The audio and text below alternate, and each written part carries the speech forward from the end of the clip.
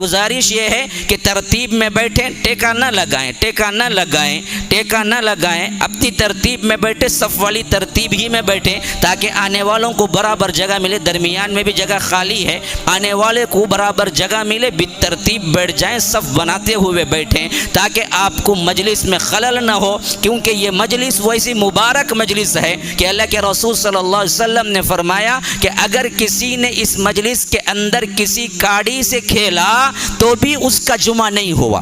اللہ اکبر، کتنا سنجیدہ مجلس ہے، دیکھیے کتنی سنجیدگی اللہ کے رسول صلی اللہ علیہ وسلم نے اختیار کرنے کا حکم دیا کہ اس میں سلام کلام بھی نہیں ہو سکتا، کسی نے سلام کیا تو جواب بھی نہیں دینا چاہیے، حتیٰ کہ اللہ کے رسول صلی اللہ علیہ وسلم نے فرمایا کہ اگر کسی نے اپنے ہاتھ سے ادھر کی کاڑی ادھر کی، ادھر کی کاڑی ادھر کی تو بھی اس نے لغو کام کیا، اور جس نے لغو کام کیا اس کی جمعہ نہیں ہوتی۔ فمن لغا فلا جمعۃ لہ، جس نے لغو کام کیا اس کی جمعہ نہیں ہوتی۔ آپ حاضر ہوئے، سنے، نماز پڑھے، لیکن ثواب کے اعتبار سے آپ کو کچھ نہ ملا تو اس سے بڑی بدبختی کوئی اور نہیں ہوگی۔ مجلس کو پہچانیے کہ یہ بڑی مبارک مجلس ہے جس کے اندر اللہ کے رسول صلی اللہ علیہ وسلم پھلانگنے سے منع کیا کرتے تھے، جلدی آنے کے لیے بزور کہا کرتے تھے، اور صحابہ رسول اللہ کا یہ اہتمام اس حد تک ہوتا تھا کہ وہ صبح سویرے فجر کے بعد سے تیاری کرنے لگتے تھے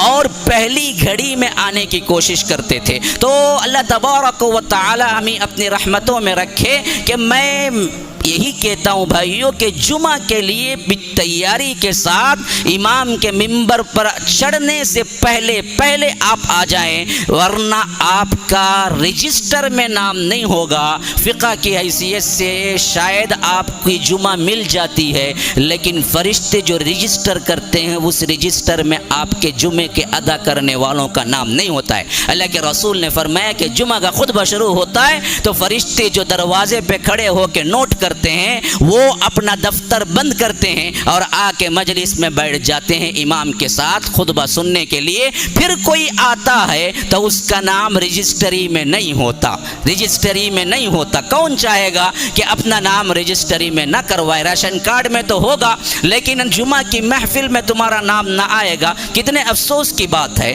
میں دیکھ رہا ہوں کہ اہل الحدیث محلہ ہے اور اہل الحدیث مسجد ہے۔ ابھی میں جب آ رہا تھا تو سنا کہ کیا پورے اطراف و اکناف کے جتنے علاقے اور مسجدیں اور جتنے گھر ہیں وہ سب کے سب اللہ کے فضل سے کیا ہے اہل الحدیث گھرانوں کے لوگ ہیں۔ بڑی خوشی ہوئی، ایسے محلے ہمارے چنئی میں دیکھنے میں تو نہیں آتے، لیکن جب میں ممبر پہ چڑھ رہا تھا کہ 2-3 صف دیکھ کے دل بیٹھ گیا کہ اہل الحدیثوں کی یہ حالت ہو تو پھر ہم کہاں جا کے دوسروں کو بولیں گے؟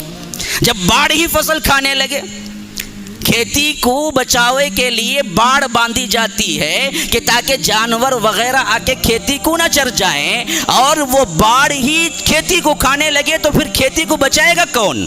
یہی حالت ہم اہل الحدیثوں کی ہو چکی ہے۔ اہل الحدیث ہی کتاب و سنت پہ عمل پیرا نہ ہو، وہ خود جمعہ کی اہمیت نہ ہو، ممبر سے چڑھنے سے پہلے پوری مسجد بھر جانی چاہیے، لیکن وہاں پر 2 صف ہوں تو پھر کس کا ماتم کریں؟ ہم کن کن کے پاس جا کے بولیں؟ جن کا دعویٰ ہے کہ ہم حدیث اور قرآن پہ چلتے ہیں، ان کی مسجدوں میں امام ممبر پہ چڑھتا ہے تو 2 صف، لا حول ولا قوت الا باللہ۔ اس سے بڑی افسوس کی بات میرے لیے کوئی اور نہیں ہے۔ تو یاد رکھیے مسلمانوں، جمعہ کی جو اہمیت نہ کرتا وہ دیوانہ پاگل ہی کر سکتا ہے یا تو جاہل کر سکتا ہے۔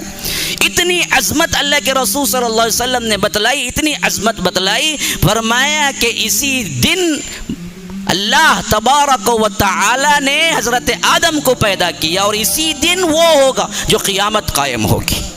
اللہ اکبر۔ اس طرح کی اگر آپ کے کام ہیں، آپ مصروف ہیں، پتہ نہیں جمعہ وہ دن ہو جہاں قیامت قائم ہونے کا دن ہو تو ہم سب پکڑے نہیں جائیں گے۔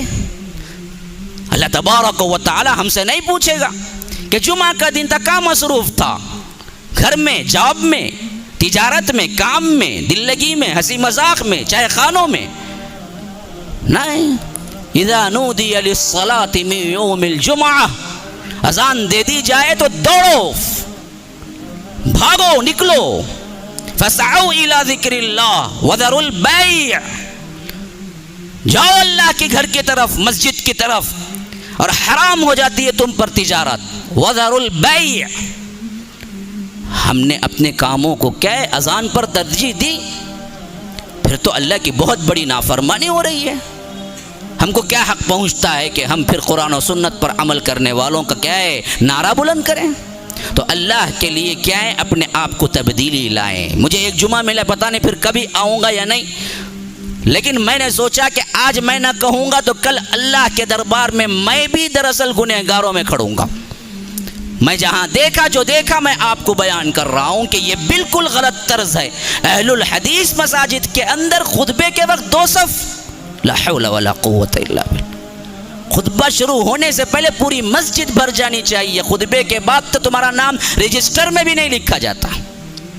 ہماری حالت عجیب ہے. اللہ تبارک و تعالی ہم پر رحم کرے.